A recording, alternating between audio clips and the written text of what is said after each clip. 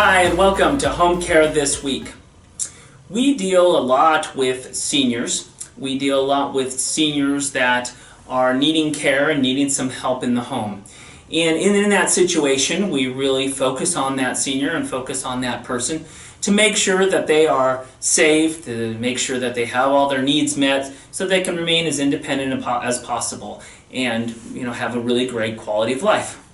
But often the real issue when we're talking about families, and this is not just seniors, but their families as well, is that the person who really often finds themselves really needing assistance or really needing help is the caregiver, is the person that is helping that senior. They end up with the stress, getting run down with other conditions and falling ill, etc. And we find that because people don't necessarily focus on that caregiver and the one that's helping, they're the ones that seem to be the ones that really degrade as a result of this whole situation. So it's really important to focus on that person. Maybe it's a spouse, maybe it's a son or daughter, maybe it's somebody, even a friend. It's really important to focus on that caregiver. And if you are that person that is caring for somebody else, you need to really ask for help when you need it. Assistance from anybody, whether it's professional, whether it's friends, neighbors, whether it's family, somewhere to be able to get a support system and ask for help. I sat down with Natalie, Tate, who's one of our case managers, and sees this often happen where she's dealing with families and the caregivers are the ones that are really suffering as well as the person that we're there to help. And here's what she had to say when we sat down and talked about it. We found that my mom or my dad was having trouble at home, and so the first thought was, let's bring them over to assisted living. Right. But we found, okay, just don't necessarily like that environment. There's detachment, a lack of independence, or a loss of independence. There's just kind of this feeling. On the other hand, they still need help.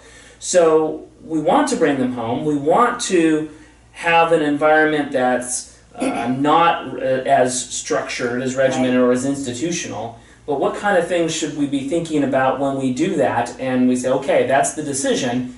Now what? What should we be thinking about? Well, and the first thing that you mentioned is, okay, I just thought that I would go ahead and put this person in a memory unit. It seemed the best way to go. I've talked to the doctors, I've talked to the therapists, let's put them in. What happens many times, the person goes into a facility, and because the one person, the caregiver person, the person that was at home with this person, they have a chance to reset themselves. Everything calms down. They get a good night's rest. Things happen.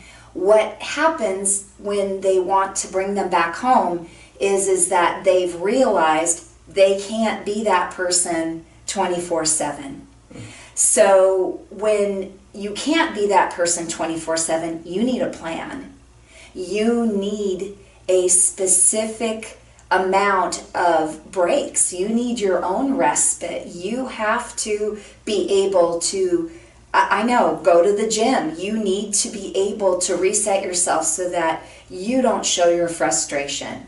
A lot of the day is spent going over things 3 and 4 and 5 times. You have to have the patience. So there's a lot of times where the person who is helping the other person is the one that really gets issues and maybe even absolutely medical issues and things like that. And they're the ones that end up in the hospital. And they are the ones that need to be speaking to people about this. But when you are in a crisis situation, when you have poured it all into a loved one, someone that you've spent a lifetime with, it's very hard to think straight. It's very hard to get a plan. And then who do you trust? But that's what's the important part, is not to avoid that, but right. to address it. Put a plan together. Friends, family, Exactly. whatever it is.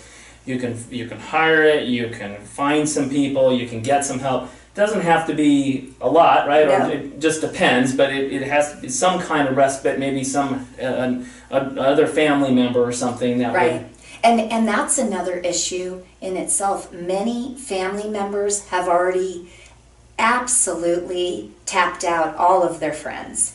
They've people around them have been great. Extended community services, churches, what happens at a certain point is that they begin to realize, I can't do this by myself.